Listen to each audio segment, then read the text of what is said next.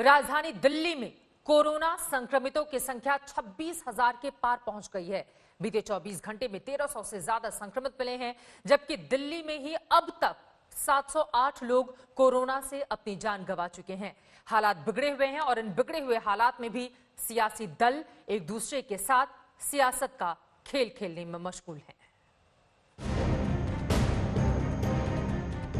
दिल्ली में जितनी तेज कोरोना संक्रमण फैलने की रफ्तार है, मान लीजिए कि अब उतनी ही तेज रफ्तार कोरोना पर होने वाली सियासत की भी है। एक तरफ रोज मिलने वाले संक्रमण 1000 के पार हैं, तो दूसरी तरफ सियासत धुआंधार है। दिल्ली के मुख्यमंत्री अरविंद केजरीवाल ने ये कहकर इस सियासत को और धक्का दे दिया कि दिल्ली के कुछ अस्पताल राजनीतिक दलों के इशारों पर चल रहे हैं। इनमें कुछ चंद अस्पताल दिल्ली के इतने पावरफुल हो गए हैं, सभी पार्टियों के अंदर उनका पहुंच है, ऊपर तक पहुंच है। अंदर प्राइवेट में धमकी दी है उन्होंने कि हम नहीं कोरोना के मरीज लेंगे, जो करना है कर लो। मैं उनको कहना चाहता हूं, कोरोना के मरीज तो लेने पड़ेंगे तुमको। अरविंद केजरीवाल यही नहीं रुके, उन्होंने सीधे सीधे आरोप लगाया कि कुछ अस्पताल बेड की कालाबाजारी कर रहे हैं। सीएम ने धमकी भरे स्वरों में सीधे बोला कि ऐसे अस्पतालों को बख्शा नहीं जाएगा।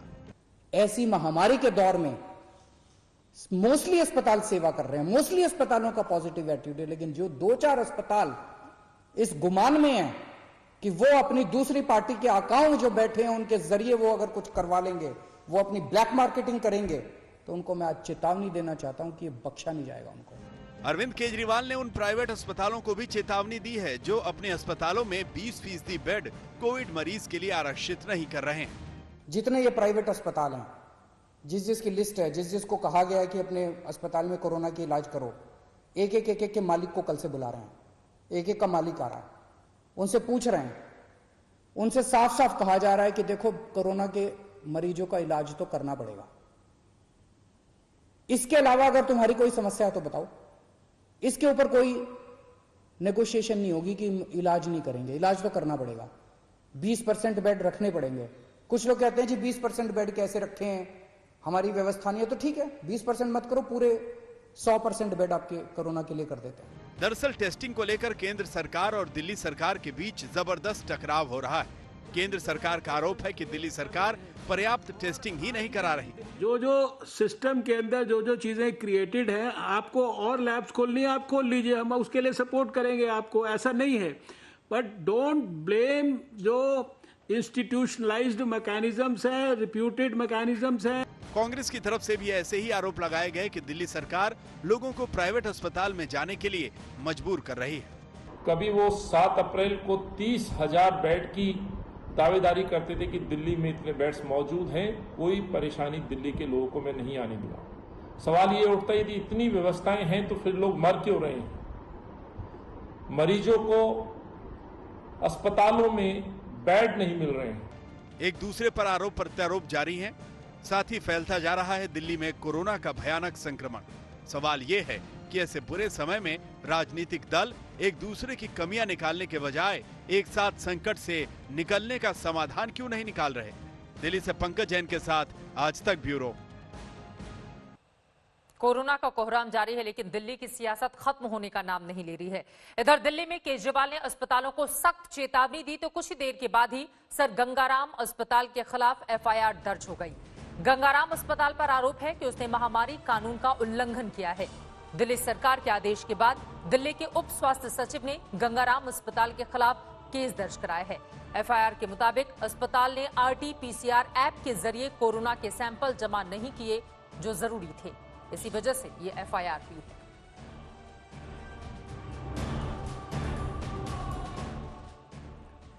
लेकिन इन सब के बीच देश में दिल्ली में कोरोना के बढ़ते हुए मामले अपने आप में चिंता का सबब बने हुए हैं। इसी वजह से आपको अब हम बताने जा रहे हैं कि अब तक देश भर में आंकड़ा कोरोना संक्रमण का कहां तक जा पहुंचा है और यकीनन जो स्थिति, जो आंकड़े निकलकर सामने आ रहे हैं वो बेहद भयावह और डराने वाले हैं। देश में हर रोज कोरोना के मामले बढ़ते जा रहे हैं और अब तक 2,36,657 कुल कोरोना के केस सामने आए हैं। ये देखिए, ये बड़ा आंकड़ा हम आपके सामने रख रहे हैं, जबकि इसमें ठीक होने वाले लोगों की तादाद भी कहीं ज्यादा बड़ी है। 1,14,000 73 लोग कोरोना से ठीक हुए हैं, जबकि कोरोना ने अब तक 6,642 लोगों की जान ली है। वहीं बीते 24 घंटे में 9,887 कोरोना के नए मरीजों की पहचान की गई है। बीते 24 घंटे का आंकड़ा भी अपने आप में परेशानी का सबब और लगातार हर रोज बीते कई दिनों से हम देख रहे हैं 8,000 से लेकर 10,000 के बीच में कोरोना संक्रमण के मामले हर रोज सामने आ रहे हैं, जो अपने आप में परेशानी का सबब बने हुए हैं। महाराष्ट्र की बात करें, राज्यों के हिसाब से आपके लिए जानना जरूरी है। 80,000 को पार कर चुका है कोरोना का कुल केस। 80,229, 35,000 से ज्यादा लोग ठीक हुए हैं, जबकि 2,849 लोगों की जान सिर्फ महाराष्ट्र अकेले उसी राज्य में। तमिलनाडु में 28,694 कुल केस, 15,762 ठीक हुए हैं, 232 लोगों की जान गई है तमिलनाडु में। राजधानी दिल्ली 26,334 कुल केस, 10,315 लोग ठीक भी हुए हैं, लेकिन 708 लोगों की जान जा चुकी है सिर्फ राजधानी दिल्ली में। इसके अलावा गुजरात का यह आंकड़ा 19,094 कुल केस, 13,003 लोग ठीक हुए हैं, 1,190। ये जो मौत का आंकड़ा है गुजरात का, वो भी अपने आप में बेहद परेशानी का सबब वहां की सरकार के लिए। राजस्थान 10,084 कुल केस हैं, 7,359 ठीक हुए हैं, 218 लोगों की जान गई है राजस्थान में। उत्तर प्रदेश में 9,733 कुल केस, 5,648 ठीक हुए हैं, 257 लोगों की जान यूपी में गई है। मध्य प्रदेश 8,996 कुल केस एमपी के, 5,878 लोग ठीक हुए हैं, 384 लोगों की जान गई है मध्य प्रदेश में। तो राज्यों के हिसाब से भी आंकड़े आपने देख लिए। सबसे ज्यादा परेशानी का सबब महाराष्ट्र के लिए, जो लगातार टॉप पर है कोरोना संक्रमितों की तादाद के मामले में। महाराष्ट्र में कोरोना का आंकड़ा 80,000 के पार जा चुका है। प्रदेश में मौत का आंकड़ा हर रोज नए नए रिकॉर्ड बना रहा है। ऐसे हालात में महाराष्ट्र में रियायतों का दौर भी शुरू हो चुका है। ऐसा लगने लगा है कि सरकार ने कोरोना की रोकथाम की जिम्मेदारी अब लोगों के ही हवाले कर दी है। महाराष्ट्र में कोरोना ने 2 जून को 103 लोगों की जान ले ली, जबकि इसी दिन देश भर में 217 लोगों की मौत हुई। 3 जून को महाराष्ट्र में 122, देश भर में 260। 4 जून को महाराष्ट्र में 123, देश भर में 273 और 5 जून को महाराष्ट्र में 139, जबकि देश भर में 294 लोग कोरोना की वजह से मौत के मुंह में समा गए।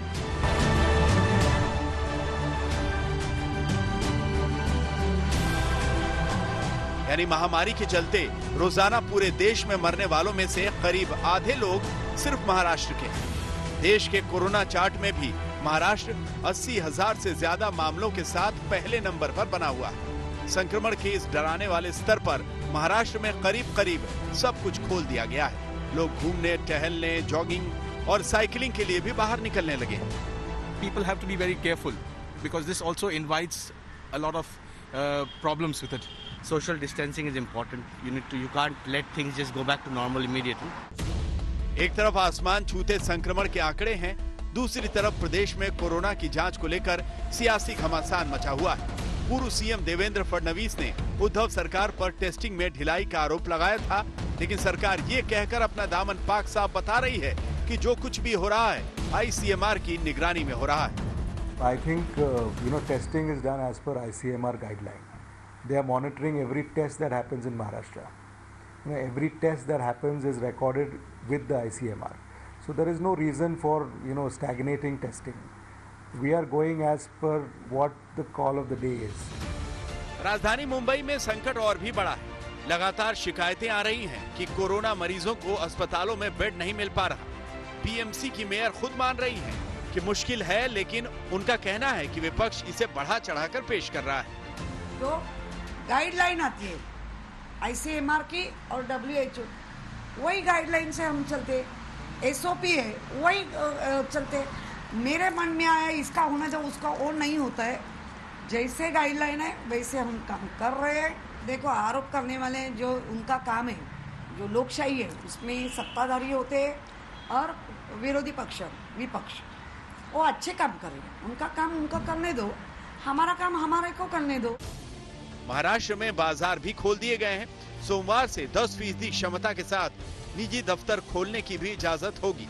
संक्रमण के इस दौर में अब सारा दारोमदार खुद महाराष्ट्र के लोगों पर है कि वो रोजी रोटी के फिक्र में बाहर निकले या जिंदगी बचाने के लिए घरों में बंद रहें। मुंबई से कमलेश सुतार के साथ आज तक ब्यूरो। वायरस अगर इसी तरह से फैलेगा तो महाराष्ट्र के लोगों का, देश के लोगों का क्या होगा, ये अपने आप में बड़ा सवाल है। इसी वजह से कोरोना के बढ़ते मामलों के मद्देनजर आपके लिए बहुत जरूरी है वो तमाम एहतियात उपाय आप जरूर अपनाएं ताकि अपने आप को और अपने परिवार को संक्रमण से आप बचाकर रखें।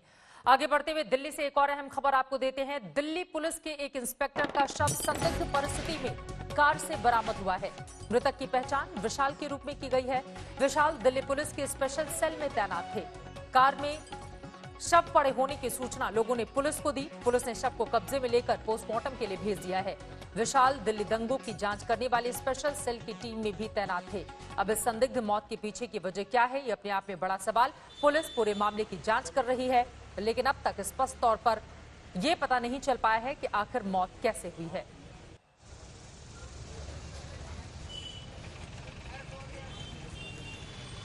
इस खबर से जुड़ी हुई जैसे और जानकारी सामने आएगी आप तक पहुंचाएंगे। फिलहाल पुलिस पूरे मामले की तफ्तीश में जुटी हुई है। आगे बढ़ते हुए बात अब मजदूरों की करेंगे। लॉकडाउन में काम बंद होने पर मजदूरों में घर वापसी की होड़ लग गई थी। अब अनलॉक होते ही वो वापस काम की तलाश में लौटने लगे हैं। एक सप्ताह के अंदर हजारों मजदूरों की बिहार से वापसी हो गई है।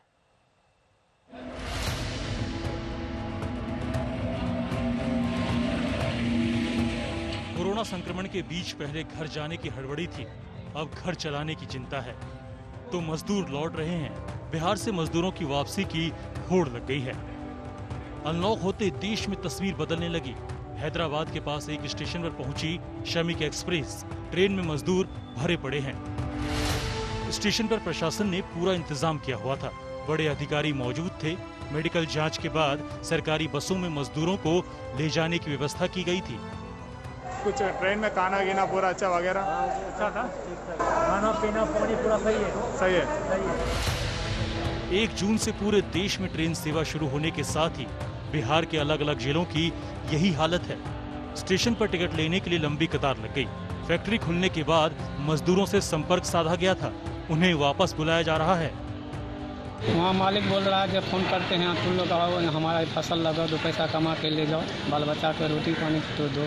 मालिक का फोन आ रहा है, काम करने के लिए जाएंगे सर। हम लोग टिकट कटाने के लिए आए सर स्टेशन पे सर। दिक्कत बहुत है हम लोग को।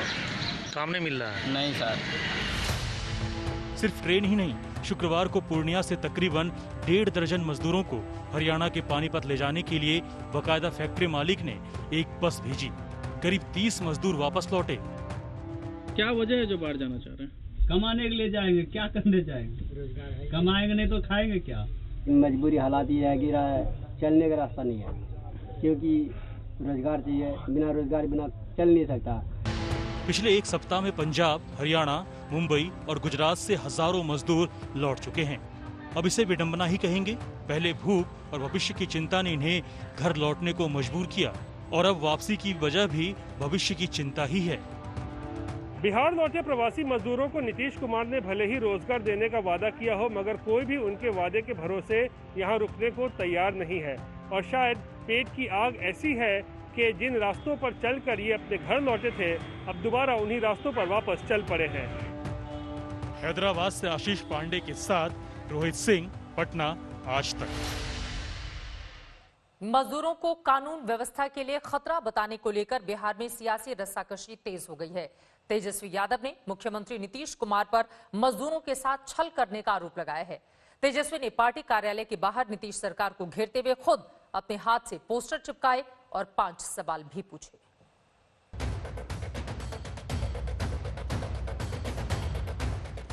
भतीजे तेजस्वी यादव ने चाचा नीतीश के खिलाफ पोस्टर खुद अपने हाथ से टांगा। आरजेडी कार्यालय के बाहर तेजस्वी पहुंचे तो अंगरक्षकों ने सीढ़ी थाम ली। बिल्कुल देर न करते हुए तेजस्वी सीढ़ियों पर चढ़े और मुख्यमंत्री नीतीश के खिलाफ खुद पोस्टर को अपने हाथों से चस्पा कर दिया।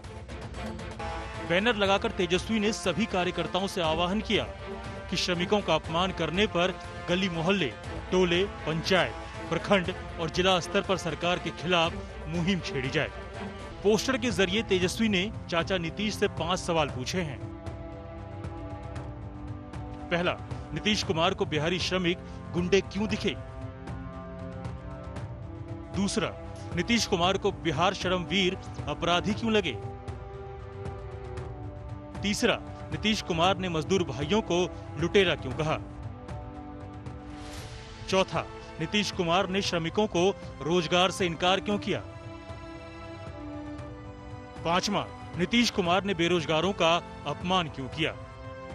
दरअसल श्रमिकों को लेकर आरजेडी ने मुख्यमंत्री नीतीश कुमार को घेर लिया है।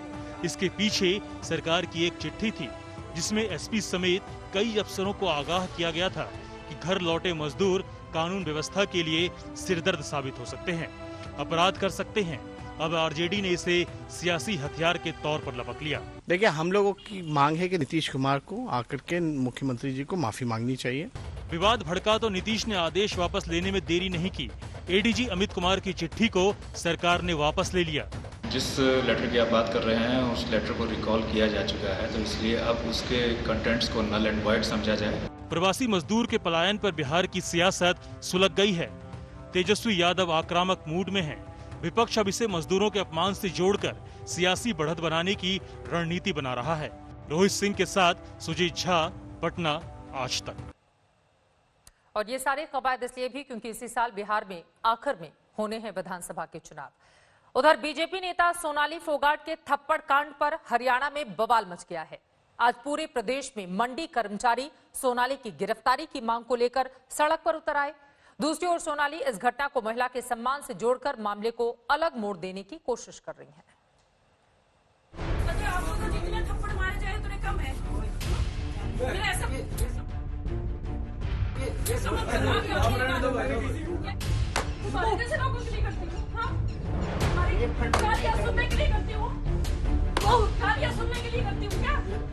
सोनाली फोगाट के चप्पल कांड पर हरियाणा की सियासत सुलग गई है। पूरे हरियाणा के मंडी कमेटी के कर्मचारी सड़कों पर उतर आए हैं। क्या हिसार, क्या गोहाना, क्या सोनीपत, क्या फतेहाबाद, क्या सिरसा और क्या रोहतक, अपने साथी कर्मचारी के साथ हुए अपमानजनक सलूक को मंडी कर्मचारियों ने नाक का सवाल बना लिया है। हरियाणा में आज जगह जगह हुए प्रदर्शनों में बस एक ही मांग उठी कि सोनाली फोगाट को गिरफ्तार करो। बहुत बड़ी निंदनीय बात है कि एक सरकारी अधिकारी सरकारी ड्यूटी पर हो, उसके साथ हाथीपाई करना, मारपीट करना, ये बड़ा निंदनीय, ये बड़ा भारी चिंता का विषय। मेरी हरियाणा सरकार से मांग है, जो भी अपराधी है, जिन्हें मारपीट की है, चप्पल जूते चलाए, उसके खिलाफ सख्त से सख्त कार्रवाई करके उसको गिरफ्तार किया जाए और इसके सारे प्रकरण की जांच होनी चाहिए। कांग्रेस नेता रणदीप सिंह सुरजेवाला और कुमारी शैलजा ने कल के घटना का वीडियो आने के बाद ही सोनाली और बीजेपी के खिलाफ मोर्चा खोल दिया था और हिसार की घटना को सीएम के शहर पर बीजेपी नेताओं की गुंडागर्दी करार दिया था। लेकिन सोनाली फोगाट ने पूरे मामले को महिला के मान सम्मान से जोड़कर कहानी को नया मोड़ दे दिया है। महिलाओं के बारे में गलत टिप्पणियां करना, क्या जो महिलाएं घर से बाहर काम करती है, क्या उनको आप गालियां निकालोगे? क्या हर औरत मतलब कुछ घटिया करने के लिए निकलती है? बेइज्जत करने का अधिकार हो गया उसको।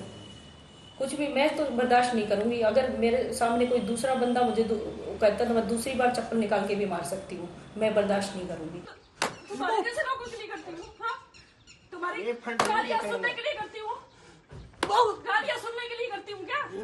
पीटने वाली सोनाली फोगाट और मार खाने वाले मंडी सचिव सुल्तान सिंह दोनों ने एक दूसरे के खिलाफ पुलिस में शिकायत दी थी, जिसके बाद दोनों पक्षों पर मुकदमा दर्ज कर लिया गया है।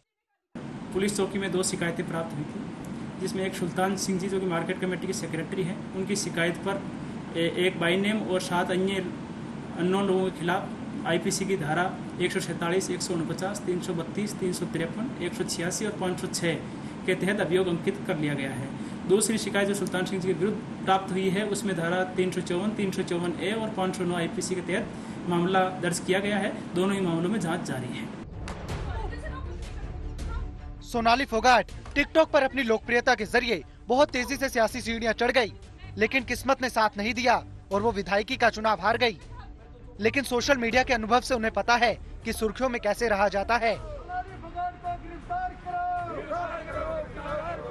लेकिन जरूरी नहीं सुर्खियों से हर बार फायदा ही मिले। माना जा रहा है इस बार उनकी हरकत सीएम खट्टर को रास नहीं आई है। खट्टर ने मामले की पूरी रिपोर्ट तलब की है। हिसार से प्रवीण कुमार के साथ आज तक ब्यूरो। और इन सब के बीच इस वक्त की बड़ी खबर आपको दे दे, भारत और चीन के बीच कमांडर स्तर की जो बातचीत हुई थी 5.5 घंटे तक लंबी चली। इस बातचीत में भारत की ओर से अपना पक्ष सामने रखा गया था चीन के, और उसमें साफ साफ कहा गया अप्रैल 2020 की स्थिति बनाए रखे चीन, अप्रैल वाली स्थिति को बहाल करे चीन, गलवान से अपने सैनिकों को चीन हटा ले। हिंदुस्तान की ओर से दो टूक ये बातें चीन के सामने रख दी गई हैं। भारत और चीन के बीच सीमा विवाद को लेकर ये बैठक 5.5 घंटे के बाद खत्म हुई। भारत की ओर से इस बैठक का नेतृत्व लेह स्थित 14वीं कोर के commander lieutenant general Harinder Singh ने किया, और उसके बाद ये बड़ी जानकारी निकलकर सामने आई, जबकि चीन की तरफ से मेजर जनरल लियू लिन नेतृत्व कर रहे थे, और लियू लिन के सामने हिंदुस्तान ने हरिंदर सिंह की ओर से साफ साफ कहा गया है कि अप्रैल 2020 वाली स्थिति को ही बहाल किया जाए, गलवान से चीन अपने सैनिक को हटा ले। आपको बताते चले, भारत और चीन के बीच 3,488 किलोमीटर लंबी सीमा रेखा है। ये सीमा जम्मू कश्मीर, उत्तराखंड, हिमाचल प्रदेश, सिक्किम और अरुणाचल प्रदेश से होकर गुजरती है। पूरी सीमा 3 क्षेत्रों में बटी हुई है और इसी को लेकर समय समय पर विवाद होता रहा है, लेकिन हिंदुस्तान की ओर से साफ साफ कह दिया गया है कि अप्रैल 2020 वाली स्थिति ही बहाल हो। पीएमओ को इस पूरे मामले की जानकारी भी दे दी गई है। चीन ने भारत को सड़क निर्माण रोकने के लिए कहा है। चीन की ओर से भारत से कहा गया है कि वो अपने सड़क निर्माण को रोक दे, जबकि हिंदुस्तान ने कहा है कि अपनी सीमा के अंदर हम निर्माण कार्य कर रहे हैं, इसमें चीन की दखलंदाजी नहीं होनी चाहिए। हमारी सीमा में निर्माण पर चीन को किसी भी तरह की आपत्ति नहीं होनी चाहिए। फिलहाल ये बातचीत जो 5.5 घंटे तक चली थी, उसमें जो बड़ी बातें निकलकर सामने आई हैं वो आज तक आप तक पहुंचा रहा है। इस बातचीत के जरिए जो अब तक 3 महत्वपूर्ण बातें, पहली ये कि अप्रैल 2020 वाली स्थिति ही बहाल हो, हम अपनी सीमा के अंदर यानी कि हिंदुस्तान अपनी सीमा के अंदर सड़क का निर्माण कर रहा है, और वो अपनी सीमा के अंदर अगर कोई भी काम करे तो इस पर चीन को आपत्ति नहीं होनी चाहिए। हिंदुस्तान ने दो टूक कह दिया है चीन को, और पीएमओ को जो भी 5.5 घंटे तक ये लंबी बातचीत हुई है उसके बारे में पूरी जानकारी दे दी गई है, जो अपने आप में महत्वपूर्ण है। हमारी सीमा में निर्माण पर चीन की आपत्ति बेवजह है, हिंदुस्तान ने ये साफ साफ कह दिया है। मंजीत नेगी हमारे संवाददाता जुड़ चुके हैं ज्यादा जानकारी के साथ। मंजीत, पीएमओ को पूरी जानकारी दे दी गई है और हिंदुस्तान ने साफ साफ कह दिया है कि अप्रैल 2020 वाली स्थिति को ही बहाल किया जाए, यानी कि उसके पहले मई के पहले वाले अपनी अपनी जगहों पर सैनिक चले जाएं चीन के। और क्या जानकारी? देखिए, जिस तरह आज जो बैठक रही है, करीब 3 घंटे की बैठक रही है मालडो में, जो कि चीन का हिस्सा है। वहां पर 14 core commander lieutenant Harinder Singh और उनके जो चीनी काउंटर पार्ट है उनके साथ उस बैठक के दौरान दोनों तरफ से जो मामले उठाए गए, भारत ने खासतौर से 1.5 महीने पहले की जो स्थिति थी लद्दाख के अलग अलग इलाकों में, चाहे गलवान नाला की बात करें या पेंगोंगसो जो लेक है, उस पर जो फिंगर 4 तक चीनी सेना की जो मौजूदगी है, उन दोनों मुद्दों को उठाया गया। चीन की तरफ से भी भारत के निर्माण कार्य को लेकर उठाया गया, और आज की बातचीत को लेकर अभी डिटेल एक रिपोर्ट, एक स्टेटमेंट का भी इंतजार किया जा रहा है। सेना की तरफ से स्टेटमेंट जारी होगा इस इशू पर, लेकिन अभी जो जानकारी मिल पा रही है उसके मुताबिक पूरी जानकारी जो 14 कोर कमांडर हैं वो लेह वापस आ चुके हैं, और वो एक डिटेल रिपोर्ट सेना मुख्यालय को सौंपेंगे, और उस रिपोर्ट के आधार पर फिर यहाँ पर जो सेना प्रमुख है जनरल मनोज मुकुंद नरवणे, उसके अलावा सेना के जो वरिष्ठ अधिकारी हैं वो विदेश मंत्रालय के अधिकारियों के साथ और साथ में एनएसए ऑफिसर प्रधानमंत्री को भी इसकी जानकारी दी जाएगी। लेकिन आज की बैठक को लेकर एक बात जरूर कही गई है, जो जानकारी मिल पा रही है कि दोनों पक्षों की तरफ से एक पॉजिटिव नोट पर एक बातचीत खत्म हुई है, और आगे भी उम्मीद की जा रही है कि इस मसले के हल को लेकर और बैठकें होंगी। लेकिन आज की बैठक को लेकर शुक्रिया आपका इस महत्वपूर्ण जानकारी के लिए। 1 महीने से ज्यादा वक्त से लगातार ये विवाद गहराया हुआ है। उम्मीद यही बातचीत के जरिए दोनों ही मुल्क एक ठोस दिशा में आगे बढ़ेंगे। हिंदुस्तान ने दो टूक साफ साफ कह दिया है चीन को कि अप्रैल 2020 वाली स्थिति ही बहाल होनी चाहिए।